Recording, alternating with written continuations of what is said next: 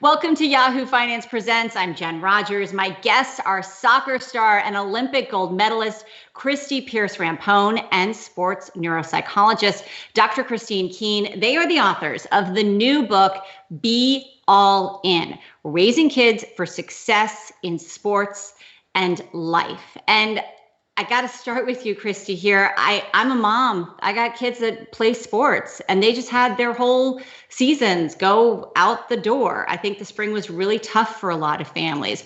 And now summer, kids are missing their camps. They feel like they're falling behind. What are you saying to young athletes and parents right now?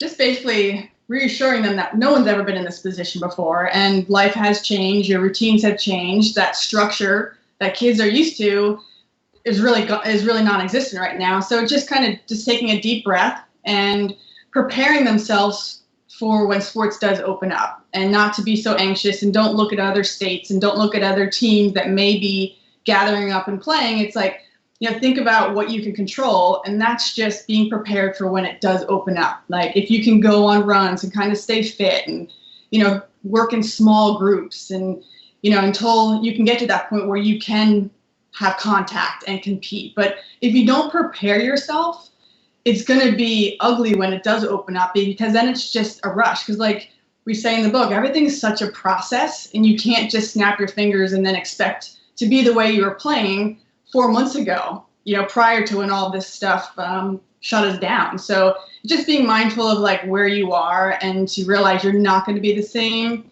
athlete. For parents to realize your kid's not going to be playing at the same level when they stopped, and just, enjoy it, and enjoy that adjustment and slowly get back into things. I mean, that's the key here. So as you mentioned in the book, there's a lot about process, right? There's even routine, like what to do during game day. Got me really excited thinking about games again.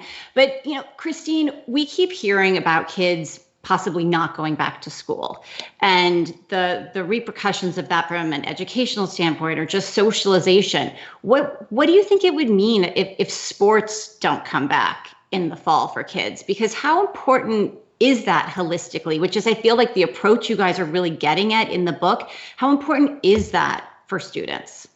So we've been talking about that, and the thing that we've really focused on is a shift away, and I think people are talking about this, like, let's shift away from what we're missing to what's our new normal. All the kids that are going back to college, they're not going back to college like the kids did last year. The requirements, the guidelines are different. They're going to be wearing masks on campus. Some of them aren't even going. There's online classes. So we really talk a lot about, instead of like looking at other teams or other states and what they're doing, looking at what you can do now. So in terms of the athletes, they can still train. Now, obviously, they're missing the social aspect of it, but they can still train together. There are things that we can do. We can be outside right now. So we're really trying to shift the focus there.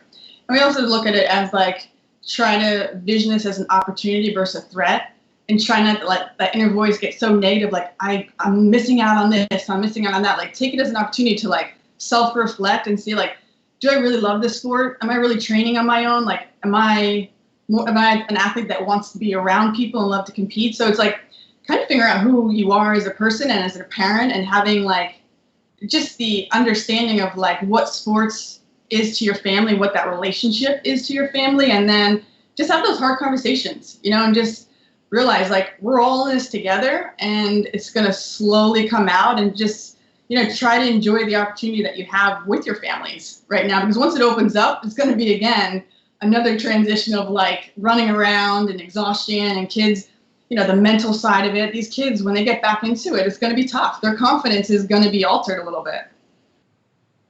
Just like sports, we're all going to be a transition. Yeah, transition. I keep telling parents, like, what a great way to teach mental resilience and mental toughness.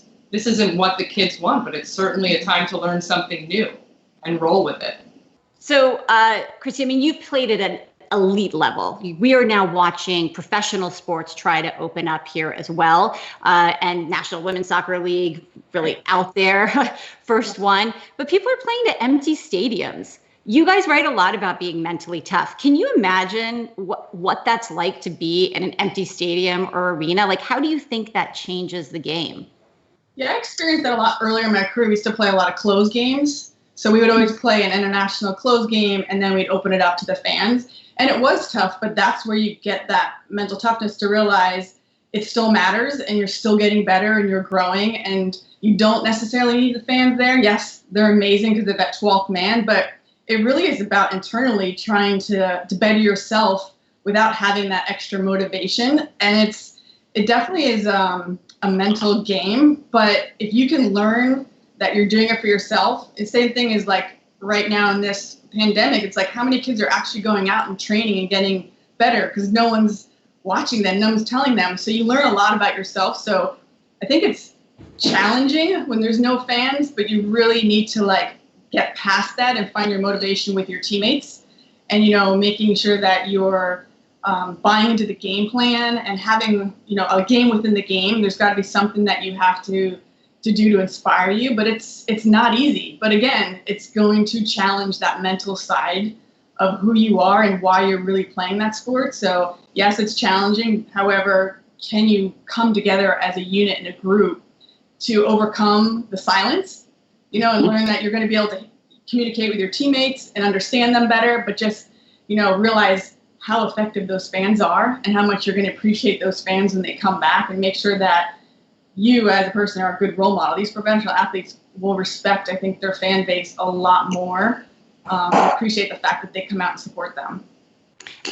Kristine, when I read the book, I mean, it really spoke to me. It makes me think about how to be a better cheerleader on the side, zip my mouth, how not to talk in the car right after the game. Like, there were really good things in there. But here's one question for you. You are sitting next to Christie. She is an amazing athlete. She's a team captain. She's a World Cup champion. She's got 3 Olympic gold medalists. She's a mom and a coach. Her dad is like a tough competitor. He comes across in the book, right? And I'm thinking, oh yeah, they want me to be really nice, but she had somebody that really pushed her out there. Would she be the same person, the same level athlete if she kind of her parents had followed all the advice in the book? I'm not trying to throw your dad under the bus. But one thing I will say is her father was the coach, though, so he had a different role. So because we addressed that, like parents coaching from the sideline, he was the actual coach of. I think you're referring to the story about her father telling her to shut her down during the championship game, right? Yeah, exactly that one. But do you need, like, that's the thing. Everybody worries like, oh, well, I could do this and my kid's going to be happier, but they're not going to end up being Christie Pearce Rampone. They're not going to be that star athlete if I just lay off. So our answer to that is every child is unique. Every family is unique. So the book is not saying there's any one size fits all approach to parenting. It just really gives a lot of different guidelines and suggestions and ways to be more mindful about how you parent youth athletes. We're all not going to be Christie Pearce Rampone, clearly. And then you're going to have some kids that are looking to do that and some kids that want to just play for fun. Mm-hmm. So we kind of address all the different scenarios and, really try to shift the focus to the skill development during childhood, which then eventually during high school and college, you get to the championships and the wins. And that's when the brain is able to understand that. So instead of kind of skipping over all that, like, is that necessary? And so, for some kids, it is. Some kids are born with that. She was born with a lot of that, right? And then you have other kids that are being pushed maybe relentlessly and with the hope that, well, there's some talent there. We got to push to get there. So it's really not saying, like, this is how you do this. This is the recipe, but these are all the things to be aware of and consider as you're raising your youth athletes. Like, between us, we have 5 children. They all have a different path. Every single one of them, from 10 years old to I have my son's attending Notre Dame next year. And we're watching these kids go through soccer and basketball and track, and they all have a different journey. And she's parenting her 2 daughters very differently when it comes to sports. Can you talk about that? What are you doing that's different, would you say? I would just say, like, everybody's path to success is very different, and it looks different just through my experience and, the girls that I've competed with at the national team.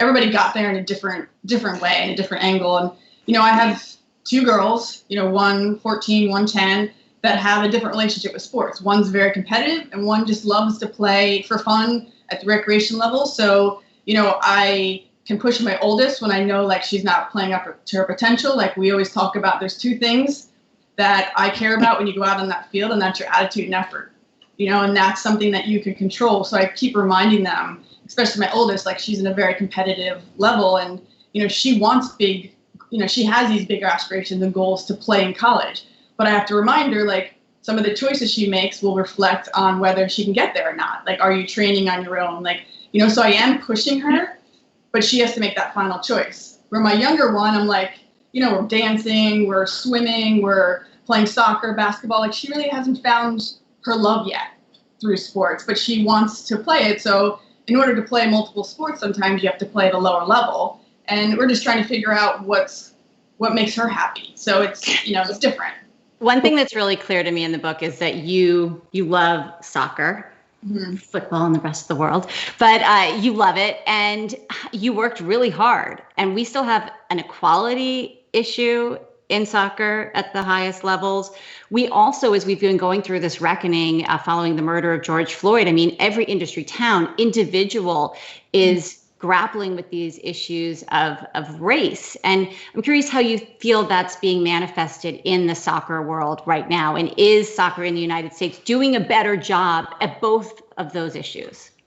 Yeah, I think everybody needs to do a better job. Just if you reflect back to sports, like no one's perfect, right? Everybody makes mistakes, and aligned with what's going on, it's just respecting each other. I say, like, as a teammate, you want to respect their strengths and acknowledge their weaknesses, right? And, that's how you build a great unit and build a great team. And so we can kind of take those messages from sports and bring it into life and everything going on. It's just, having the love for each other and respecting each other's beliefs and space, and then we can move forward. But it all comes down to, it is a process.